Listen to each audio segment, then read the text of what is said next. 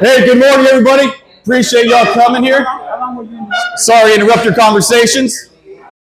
I can use my big boy voice a little bit.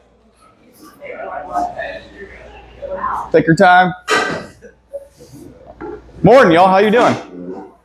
It's great to see y'all. Morning, Zach. Morning, Tommy. Great you're here. Glad you're here, man. I appreciate all of you coming out, enjoying your fall. And we love this 94-degree weather, even though it's mid-September. So it's Texas. Do we expect anything less? But nonetheless, I'm happy all of you are here. Let's go ahead and we're going to stand up. And we're going to say the Pledge of Allegiance together.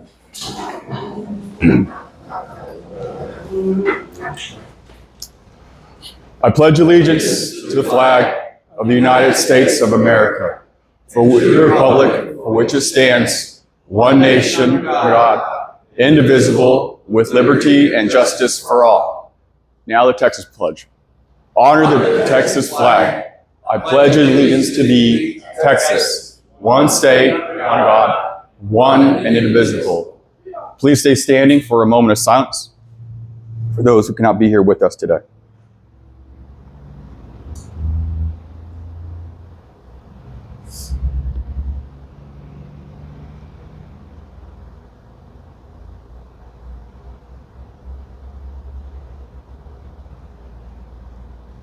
Thank you. Go ahead and take your seats.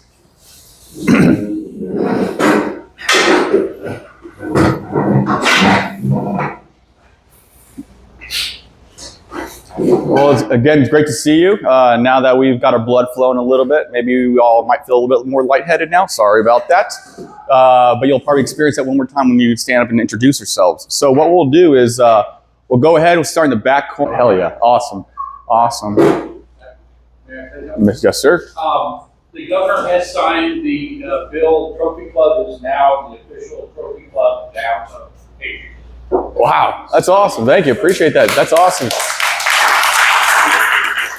Can you send me a link and we'll share it? All right, great. Thank you. Okay, I'll do my push-ups, like I said, a little bit later on. It's just a way of correcting Marines. Did I miss anybody else before I have to add push-ups? Okay, so we do have our Veterans Day celebration ceremony coming up. That's located over Medland Cemetery, correct? No, I'm sorry, the Trophy Club Veterans Memorial. So I believe that's Beck Elementary. Is that correct? Yes. Beck Elementary, thank you. I'm not a TC resident. I just spend most of my week here. So if you don't know where Beck Elementary is, it's located just, I think, like 2 minutes down the road from here.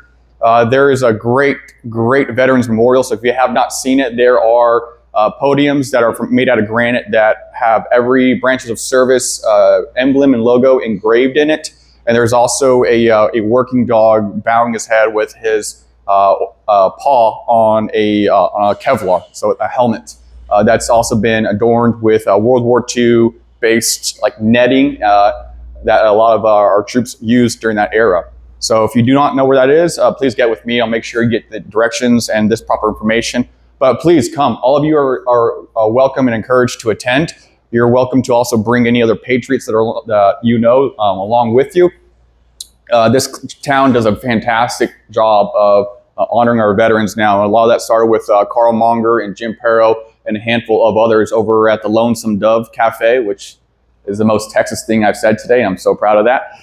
So they've done a great job, and I want to definitely make sure that we can pay it forward and continue going on, and maybe even pass this on to the next generation of TC residents and other patriots and veterans who have served. Anybody else have any other announcements that they want to share? No. Doug? I just wanted to add, I already got a couple of names for people who have volunteered. If you'd like to participate in the ceremony, let me know. I can give you a card so you can email or call me. Because I know next month in October I'll be meeting with the coordinators for Trophy Club and getting everything finalized and set up. Thank you. Great. Hey Doug, what do you need people to do? Carry flags? You already have a speaker, right? Carry flags, speakers. You have a speaker? Yeah. You do have a speaker, doesn't it? Mylan has volunteered to speak. We just need to get some flag carriers for the flags, at least 7 for the 6th branch of service and the MIA POW flag. I've got a couple of people already lined up for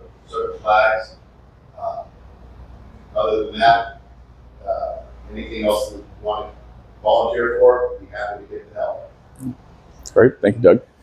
Emily, are we doing Reefs Across America this year? I am. Okay. Next month? Any message or no? Just, I'll talk about it next month. Perfect. Love it. Thank you. Sorry to put you on the spot like that. That was weird. No, it wasn't. I just. I'll do 10 more really push-ups. want to focus on getting that support. Yes. And I'd like to just say, please help out with the veterans. I mean, Jerry, I know you carried flags before most of the Dennis you have. Get with Doug because this is his first year taking that over. Sure. So you need to support him and get him squared away. Sure. Yeah, so if you want to volunteer, get with Doug or get with myself or Emily. There is a chain, no matter what, that will lead back to Doug. So I appreciate all of you volunteers. And if you haven't done it yet, if you are a veteran and you want to become a flag bearer or volunteer in any way, please, again, get involved. Don't hesitate because it's. I think it's an important thing to be proud of your service that you give into this country. So right now, I'm going to introduce our speaker. Her name is Renee. She's a fellow Marine. And one of the things, her and I met 4 or 5 years ago, 6 years ago, something like that. She is an incredibly smart individual, much smarter than myself. And I was blessed. As you may know, I'm going into the mental health profession. And with that being said, one of the things that GallantFew offers is subconscious restructuring, which is very similar to cognitive behavior therapy. And as I progressed, Renee was one of my first individuals that we took through the course, and she was one of my first clients, so to speak. And I learned a lot from her, the things that she would challenge me with, the questions that, like, well, if I do this, then what does this happen? I was like, you know what? Let me get back to you. Let me talk to Carl because I don't know what that means. But with that being said, we've always kept in touch. She's back home safe from a dynamic experience over in Jerusalem. But I can talk a lot, and I think most of y'all are done hearing me talk. So without further ado, here's Renee Hermans.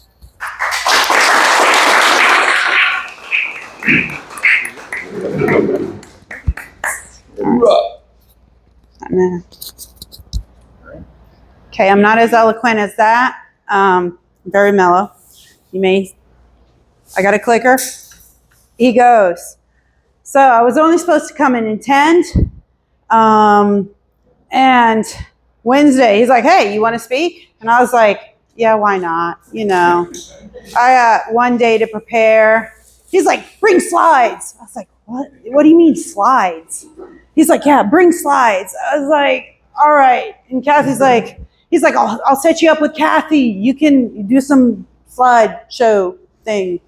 I was like, all right. And she's like, yeah, just hook it up, do slides, and voila. So we have a slideshow. First, preference off. Funny story about Texas. Don't judge me. I love your state. But I think of Texas. When I think of Texas, never been.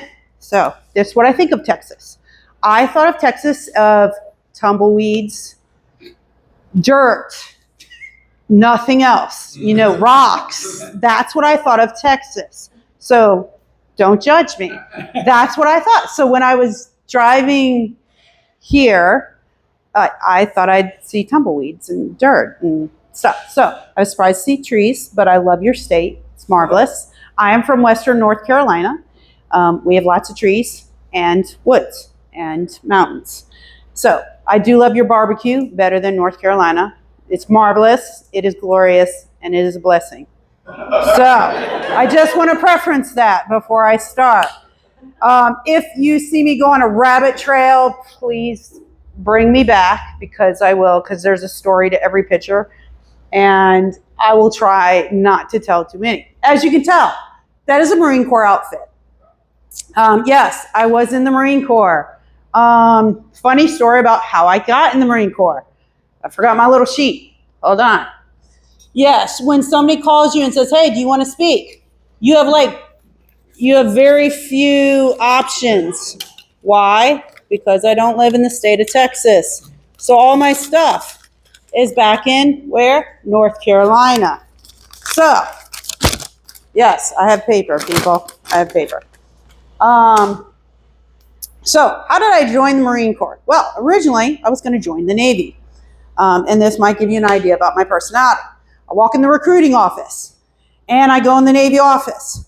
Love the Navy. Wanted to join the Navy. Originally, I started out, I was in college, and I was already a pre-med student, was already halfway through, was like, all right, I'm gonna go in the Navy, I'll join the medical, no problem. Walk in the recruiting office, and I sit there for about 20 minutes, and the recruiter doesn't say a word to me. And I'm sitting there, and I said, hey, excuse me. And the guy looks at me and goes, can I help you? And I was like, yeah, I want to join. And the guy was like, I don't think you'll make it. And I was like, duly noted. I walk out. Now, note, Navy recruiting, Marine Corps recruiting, right next door. So I'm here. I walk over to the Marine Corps, and I say loud enough, I said, hey, are you guys, can I join? And of course, the Marine Corps was like, yes. I was like, sign me up today. Loud enough so the Navy guy could hear me. And that's how I joined the Marine Corps. Now, funny story about that, never go open contract, because that's what happens when you say, sign me up today. You go open contract because you don't know anything about the military. So I went open contract, and when you go open contract, as you know, you get stuck anywhere. So I became a heavy equipment operator. Note what I said in the beginning. I was going pre-med. I ended up heavy equipment operator. It's totally different, okay? Just saying. 1, you're saving lives. 2, you're working on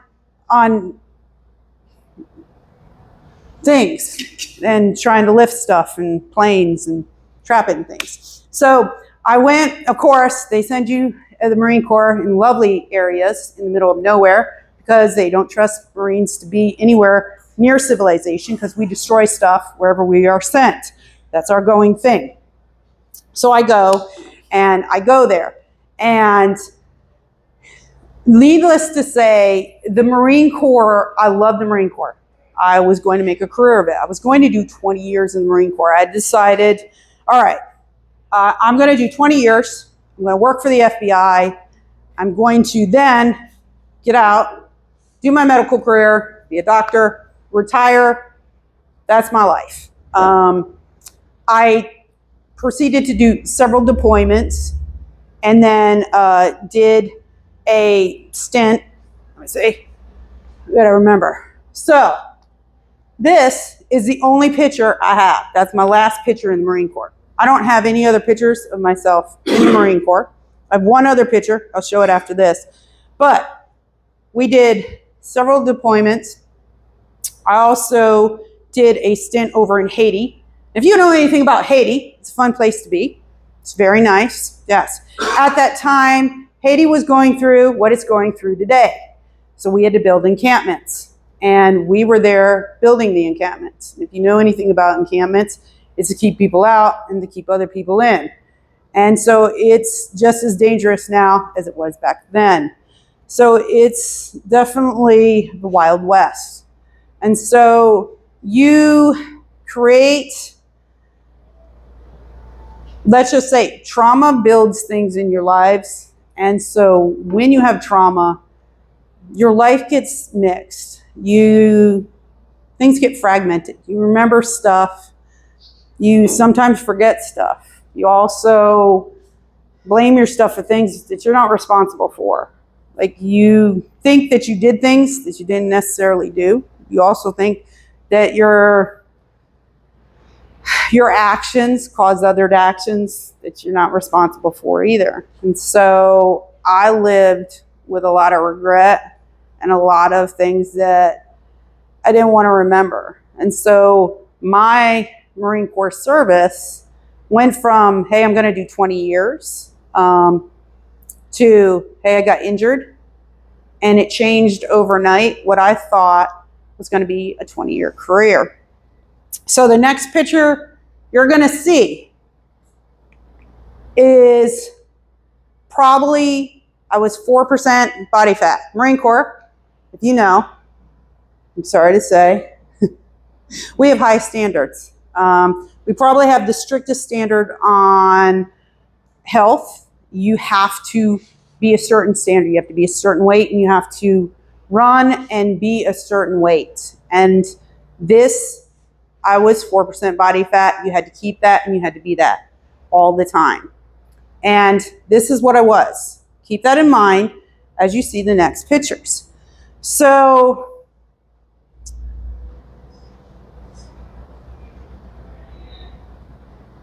how did I end up where I did? Well, I said I got injured. Now, I know there's a small person here, so I will be bearing of that and keep that in mind.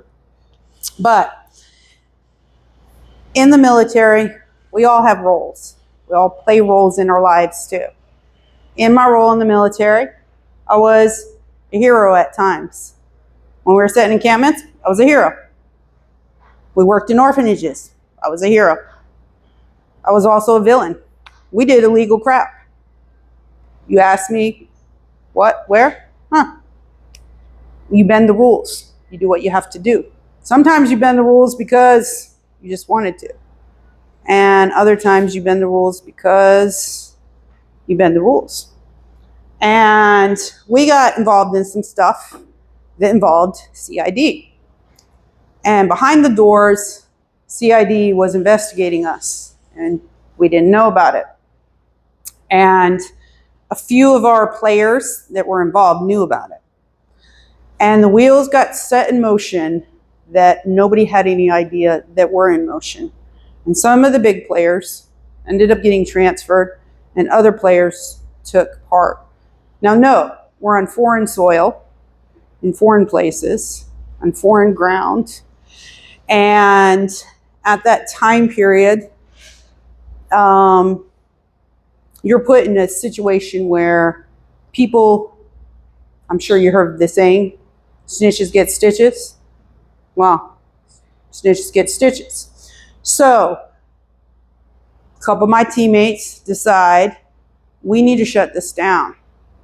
And they decide, okay, we need to shut this down quickly because CID is getting closer and closer. And they decide the quickest way to do that is we need to take out who's talking to CID. And they proceed to go, all right, we're going to take out who's talking to CID. And that just happens to be me, who they thought was talking to CID. And so, figure, foreign soil, foreign land, in a foreign country. And so, obviously, I'm still here. So it failed. But it was very messy. However, they did end up killing one of our best friends. Now, you have to understand the dynamics behind this. Because that last picture, that was one of the last pictures that was ever taken that I have of me in the military with that friend group. We ate together. We did barbecues. You know what I mean? These are your family. These are your friends. These are people you cook with. These are people you hang out with. These are people you do life with. So now imagine the betrayal that you feel when they try to kill you, but then they actually kill one of your buddies too and complete it and then put it on foreign soil. It becomes international news. It makes the Marine Corps Times.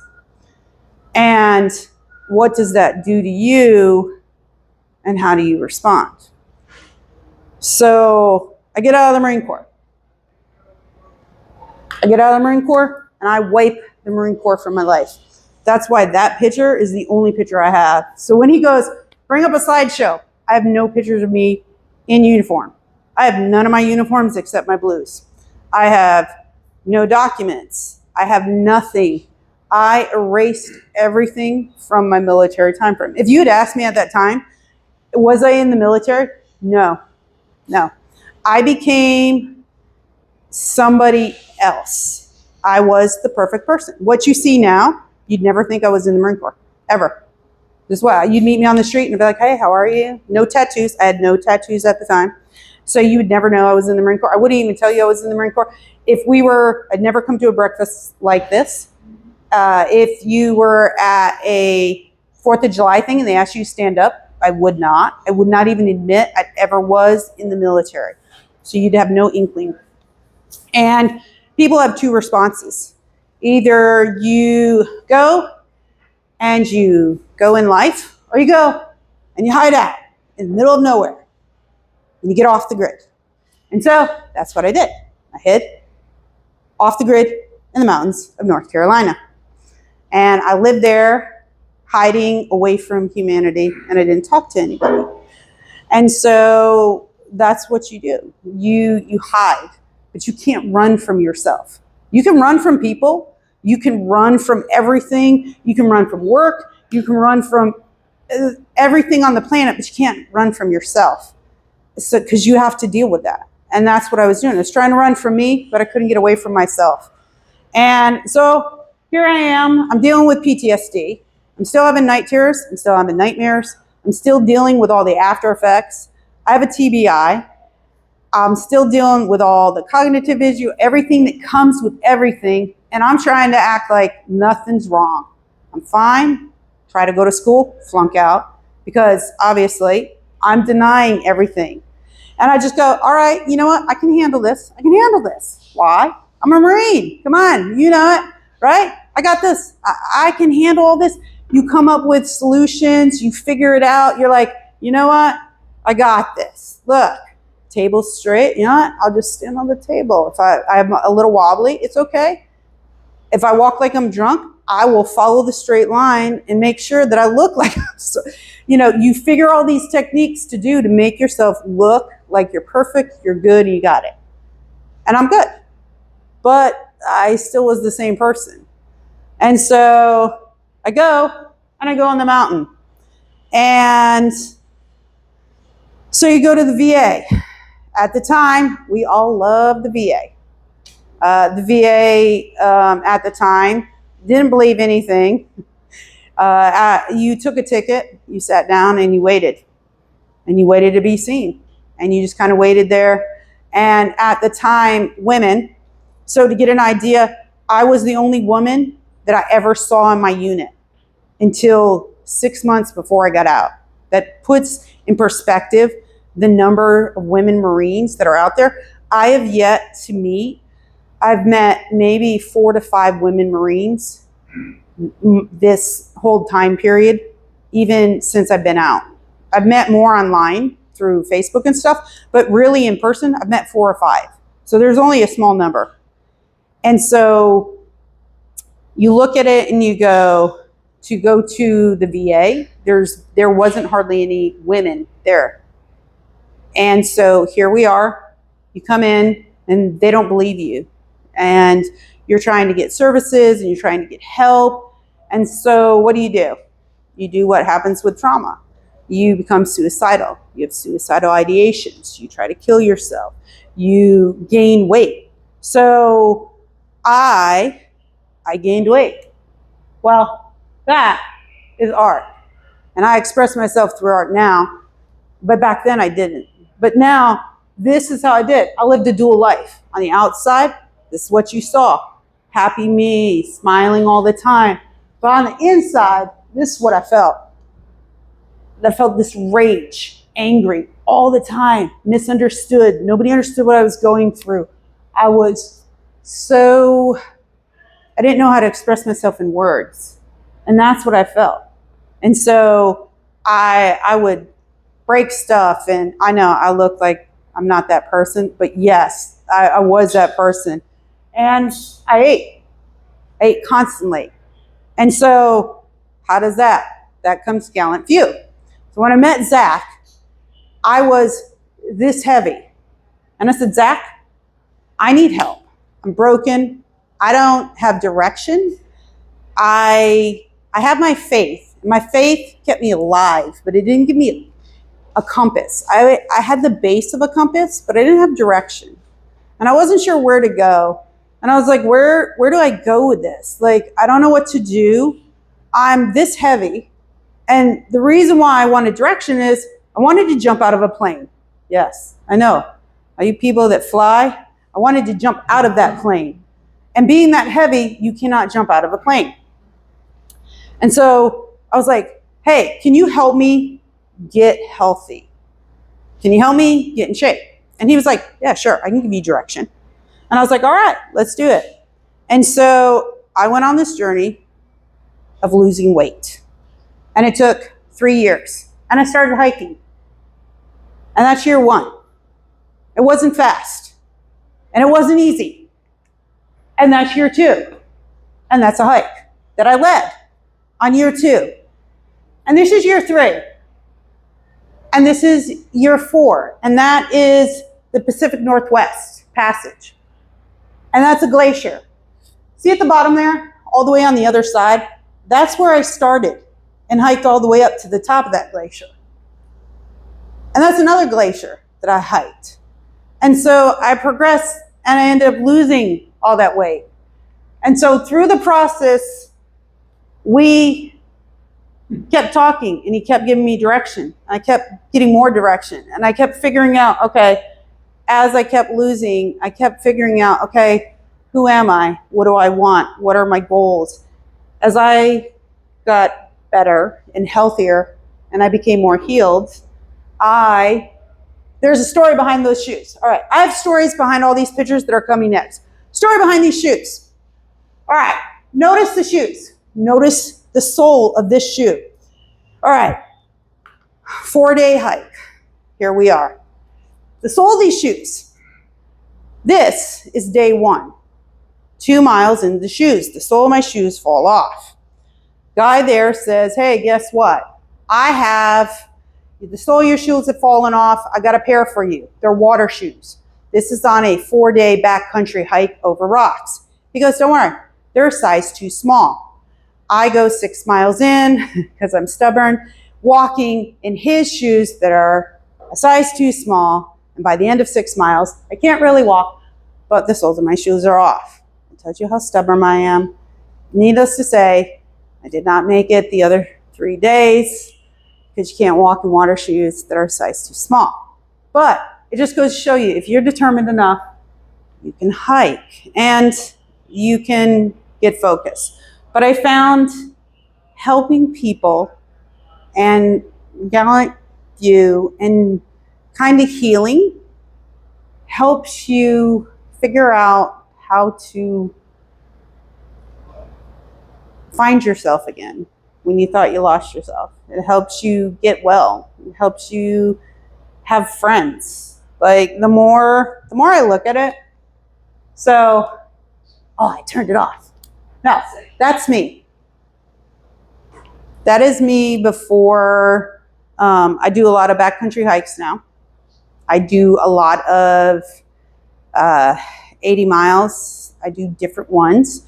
All the slides you're going to see now are different things that I've done or are able to do. Things that I can do now that I couldn't do before. I'm much healthier. My relationships are so much better when you get healthy, when you decide to work on your dark stuff. I'm working on my dark stuff. Does it suck? Yeah, it sucks. It sucks big time. I hate it. There are days where my night terrors really suck. There are days that I don't want to sleep. There are days where I don't feel like talking to my therapist, and I tell her that, and I still show up, but she's like, did you do the homework? No, I don't. I didn't feel like it. And she's like, that's okay. But you have to face the darkness in order to be able to be better, to be well, to deal with your crap. Because why? Makes you a better person, makes you a better friend, makes you be able to help people and just be better. And so, where do I go? This is where I go. This is from Africa. I do medical missions. So this is me doing a medical mission, sleeping on the ground in 115-degree weather with scorpions biting your feet and getting flooded out and having to worry about bugs crawling in your ears. Where do you go next? You go to Ecuador. Great story behind this. So the government came in, shut down our clinic. So this is a street, market. Behind that chain link fence is meat hanging, open market, meat hanging from like hangers, but also like a Euro meat where you can get meat and people are eating. Meanwhile, we're doing gynecological exams, doing exams on other men. We're doing women exams. We're doing like fixing people. Now, no, you see where that is right there? Go over those parked cars. If you go past that blue tent, there's like a street, 2-lane street, super busy on the other side of that.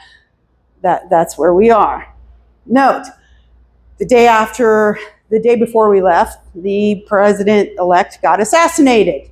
So these are the countries we go to. But it's a blast, and we have fun. Next one.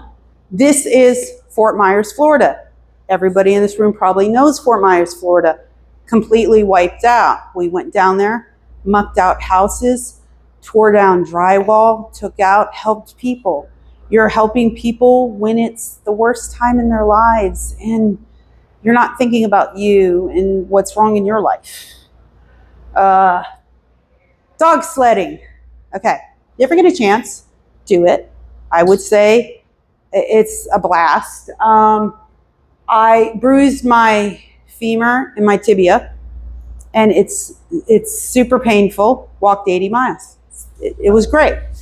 But you can do great things. It was a blast. Zip lining, stuff I couldn't do before, but I had a great time with my friends. African wedding, crashed it. Was marvelous. I'm just saying, like, those are things that you, yeah. But these are my friends that I didn't have before when I was in isolation and I didn't leave my house because I didn't want to be with anybody because I was betrayed by my friends. And so, but now I have friends. This was this past year. So this year, I swear God's testing me this year, because this year we had Hurricane Helene. I live in Western North Carolina. This is my town in the 7 regions within my town. That's a truck torn apart by water. That thing on its roof is the engine that was put there by water that tore everything apart. That right there used to be a trailer park and was leveled by water. And so I was there, that's me, cleaning up. And what I did was I was cleaning up, we were cleaning up houses, we were picking up dead bodies, we were cleaning up the area, we were cleaning up sewage, we were picking up the wreckage in our own town. It was places you knew, people you knew. And so that was tough. And that was a hard place to be. And so I decided to take a vacation. This is what Zach was talking about. For once, I don't take vacations. I haven't taken a vacation in my life. Usually I'm doing some medical mission or some kind of crazy thing, right? So I decided to go to Israel. Note, we were told before we go to Israel, they said, hey, don't worry. You can go to Israel. We got an extract plan. We know Israel's always at war. So we're like, all right, so if anything goes down, y'all got an extract plan, right? You got it set up? Yeah, don't worry. Anything goes down, people, we're going to get you out. You sure you got an extract plan, right? Yeah, don't worry about it. So, go to Israel. We get there. Israel, unbeknownst to us, decides to declare war while we're there. So, we're in the middle of a bombing. Missile strikes are coming in. You can actually feel the hospital next to us gets bombed. The embassy gets bombed. war against Iran? Yeah. Is it Iran? Oh yeah, yeah. Iran, they bomb Iran. Iran's doing missile strikes against us. So the hotel we're staying at, you can feel the whole thing shaking and everything. Now, no, this is supposed to be a calming vacation, nice, relaxing time. Okay, no, I said relaxing time frame, right? So this is us relaxing. We're going to like the UN bomb, like this is the UN hold space. Like we got to see different areas where most people don't get to go. We got to work with the IDF. So our tour guide was an IDF officer. So he was telling us about the IDF. Mayor, he was a grunt. He would be a grunt in the Marine Corps, was an IDF soldier. And they're hilarious. They get to carry their rifles even when they're issued them, wherever they go. So they bring it home, they have it in their house. I was like, Mayor, you mean you carry that everywhere? He's like, oh yeah, we just bring it in our house, we carry it in. And he's like, yeah, I just go, if I get called, we just bring it back to work, and that's us. And I was like, oh, how about that? You see old women carrying like M16s, and they're just walking around the grocery store, and you're like, yeah, hey, thank you, get me some milk, come on. It's interesting dynamic. But so they're there, he gets called up. So he has to leave us. And so we're just there in the hotel, and they're like, now from the hotel, I'll pause on that. From the hotel, you can see these airstrikes from the air, and they're coming down. So you look out the hotel window. So picture this, you're on vacation, and you see missile strikes from your hotel window, and you're going, yeah, thought I left this stuff a while ago. Damn. But this I thought you guys would appreciate this. This is a 9/11, and I thought it was very fitting when you asked me to speak to mention this. So over in Israel, they have a 9/11 memorial with everybody's name on it who died at 9/11. And this is their statue. So behind that wall, there's another wall that you see the trees here. Behind that area on the opposite side are names of every single person that has died in 9/11. And this is their tribute to America over there for our country. And so I thought it was very fitting that to have a veterans breakfast to talk about their memorial for us here. Just how much they really do love America, and you'd be surprised that people don't think about that, but they do. And that was pretty impactful for us, because we were like, we don't think about how much they think about us, but this showed us. And so yeah, this is where we went. So 1 p.m. This is what you would get. So I still have the app on my phone. It does go off. I turned off the siren that would go off. 1 p.m., siren goes off. This is the notice you would get. Quick, go to your protected space. Now, we were, Brock, that was his name. Hey, Brock, I'm walking outside. What do you want me to do? Hey, lie on the ground, cover your head. Yeah, okay, all right. Thanks for that message. What if we're in the bus? Lie down on the floor in the bus. All right, got that note. Thank you. But that was his. So you get this message. You have 3 to 5 minutes to get down into that bunker. And it didn't matter where you were. 3 to 5 minutes, get in the bunker, shut the door, and you wait. And you wait, and you wait, and you wait. And because he's an IDF officer, he would tell you they're all clear. You get the phone call, and you'd go back and do your life until 3 o'clock. Another siren goes off. You go back in the bunker. It doesn't matter what time. 1 o'clock in the morning, you knock on the door. Hurry. Yeah. Yes. So what was I doing at 1 o'clock in the morning? Sleeping, people. Why? Because there's missiles. Come on now. You sleep through that crap. So this, right, you said double click. She's going to do it. So this is what we saw. This is our hotel room. And this is a missile. I don't know if you can see it. We weren't supposed to film it and we would get in trouble. But you should be able to see, I don't know if you'll be able to, you should be able to see the missile come down and hit their protective barrier. You hear the sirens? This is what we heard every night. Yeah.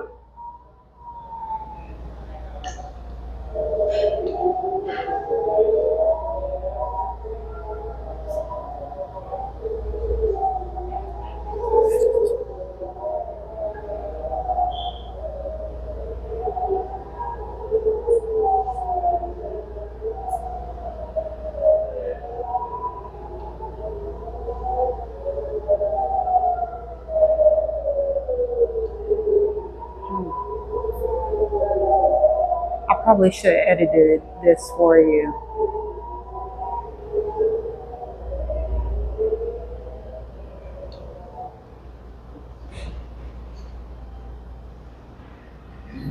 But usually that little white dot that you saw, that was it hitting their dome. So their domes they look like that. If you look out the window and you see that stone square thing, it looks exactly like that. You would never know that that's there. They're all over their country. And what you see is that right there, and they're all over their country, and it creates this protective dome. And that little blimp you saw was that missile strike coming down, hitting it, and dispersing it. And you would see that all night long. And that was from our hotel there. And then you would hear the sirens, feel the rumble, and then you go back to sleep. And so it got so calm and you just sleep through it. And that was our night. And there you go. And so we get stuck there. Yeah, I'm going to throw you under the bus, Zach. So Zach's going to get thrown under the bus now. Yeah, a lot more push-ups. So embassy gets bombed. Embassy's closed down. We're told, hey, you got to find a way out of the country. So I text Zach. I'm like, hey, you know anybody can get us out of the country? I get a text back, no. What the what? Yeah, I was like, what? No. I clearly can pull up that text message right now. Like, yeah, I was like, what the? I was like, what the? All right, duly noted. Fine. Okay, let me call my Fox News contact then. Damn. But I was like, no. All right. So we're trying to get out of the country because some parts of it are Palestinian run. And so now we're stuck in a country. And I was like, all right, if I get stuck, I can blend in. I'll just roll with it. Because several times while I was stuck there, people are like, what region are you from? Like, where are you from here? Like, several ladies pulled me over and said, where are you from here? Where are you from here? Because I blended in there. And I was like, okay, look, I didn't say anything. I looked at Barack, and Barack's like, don't tell him you're an American. That was the going thing. Don't tell him you're an American. Just keep walking. And so I was like, all right, I'll find my way out. So we're trying to get to Jordan. We get there, and we get detained at several points. Like, we were detained several points. Are we good? Okay. We get detained at several points. So we spend 8 hours at one checkpoint. We spend another 6 hours at another. We get to Jordan. I get detained at Jordan for 8 hours. And I am, by now you should know, nothing really phases me. I get detained at the Jordan airport. And I'm not fazed by much, but the Jordan airport, I swear, I thought I was going to lose it, and this is probably where I'll end, and I'll just say one more thing. But I get detained at the Jordan airport. I begin to get worried. So I'm detained at the Jordan airport. I look over, I'm sitting, our plane gets delayed. And so I'm thinking, I'm down in the Jordan police for about 5 hours. They release me. I'm sitting waiting to get on my plane. I tell you what, you would never be so happy to get on a plane in your life from that point. But the two officers that held me start walking up to the front gate, and I thought, all right, I'm going to prison right now. And I said, hey, Kat, who just happened to be with me, I said, you got the embassy number, right? And she goes, yeah. I said, all right, just let them know where I am so that at least if I'm in prison, we can do something here. And she goes, yeah, I got it.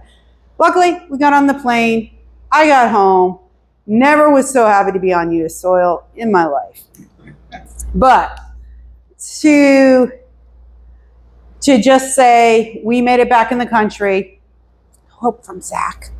Yeah, you're bad, man. You're bad. But it was an adventure, like I said. Yeah, if you come on vacation with me, it's never a dull moment. Never a dull moment, ever. But I heard somebody say one time, and this is my ending point. He said, you never can change tomorrow, and you can never fix what was yesterday. But he also said, you just try to be better. And so I just try to be better than I was yesterday. That's all I try to do. I just try to be a better person. And if I make a mistake today, I always have tomorrow. I always do. And so I'm just trying to be a better person. And that's my goal. And whatever it looks like, I don't know. I know Kathy was like, what are you up to? I don't know. Hopefully Southeast Asia or somewhere. Who knows what's going to happen there? I don't know. A coup or something. So I don't know, maybe.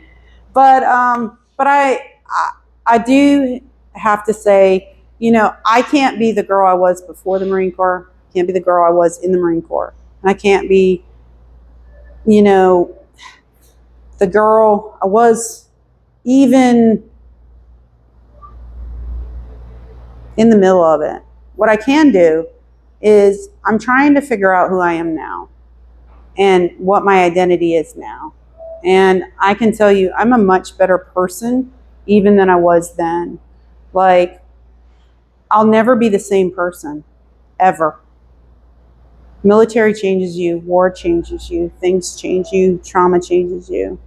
And you can't be that person. I spent a lot of my time trying to be the same person I was before I went in the military, and it about killed me. And you can't do it. Just be who you are now, and the mess and everything. Be that person, and be okay with it, because it's okay. It's okay to be messy. I like it. I mean, and the people who are around you like it too, or else they wouldn't be with you. So that's it.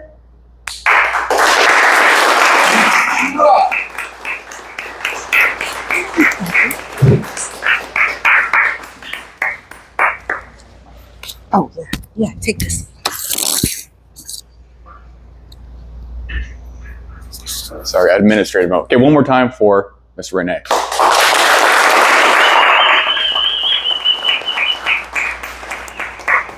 That was a roller coaster, I'll tell you that much.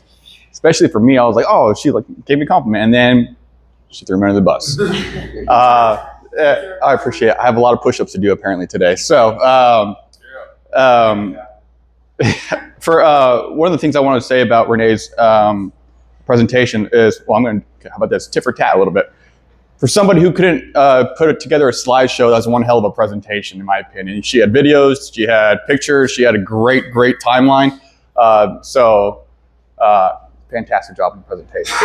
Good job. And one of the things I got kind of emotional about the things that she was speaking. I think I saw a few others as well. But the fact of how much an individual went through and kept to themselves. And she said a lot of things, isolation, she could cut off from friend groups, whatnot. But then there was a resurgence of what I feel like was love in her own heart, and maybe with other external influences. And then all of a sudden you saw a lot of social connectedness. You saw a lot of people coming along with her and doing hikes with her and whatnot. She climbed glaciers. She has done so much for herself since she left our beloved Marine Corps. And that's something I look up for you for. And that was fantastic and very, very well done. And I know that there were probably things that weren't easy for you to share, but yet you displayed incredible amounts of vulnerability. So I salute you for that, Renee. I'm very thankful for all of you being here for this. Does anybody have anything to say to that? It's not about just me. I just have a question and a comment for Renee. So even though your time in the military wasn't stellar, you know, it did prepare you for all those mission trips you did, sleeping in the dirt, 110-degree weather, with the bugs. My question is, how did you ever meet Zach? Maybe I missed it. I don't even remember. Nobody Yeah. knows. Yeah. I'll have to look back. Maybe I don't even know. Social media saw us and just reached out, I guess, or something. Man, was it? Yeah. I was part of it, apparently. Part of the problem and solution. That's a dichotomy for sure. Just anything else, Emily? Was that it? Okay. I got one comment. Yeah, thanks so much for the presentation. You know, I'm kind of new here, but Sure. to veterans in the military. What I see in this presentation in this group is like building personal health and community communion, Sure. right? And your story was one of resilience, resilient people and resilient communities. You know, so resilient communities. You were in Israel, and I've been there a few times, and you see the different level of resilience. Resilient community back in Helene. You're going international, so I think this group does those resilience, not GallantFew or Veterans Records. So really appreciate you helping us. Dang. I'm going to give the mic to him next time. Okay. Yeah. 2 months. I got you. Does anybody else? What I enjoyed the most was the emotion that she conveyed to us of coming back to the greatest country in the world. Yeah. That so many people do not appreciate. That's my. Thanks, Colonel. Appreciate you sharing that. Thank you. I agree. Anybody else? Alibis? Douglas? I was like Space Eagle. What? I was like Space Eagle. I don't think that was Picture of you sitting on the floor. Oh, That was yeah, it was crazy. glass. Yeah. I recognize that. It was there in January. Douglas is not from, but he spent a lot of time up in Washington. Yeah. Anybody else? Well, being that we're trail race directors, your really progress in that hiking and trailing, we see that all the time, and it is amazing what that connection with nature will do. Yeah. Thank you. Appreciate it. Okay. Any last minute alibis? Again, one more round of applause for Renee and a great story.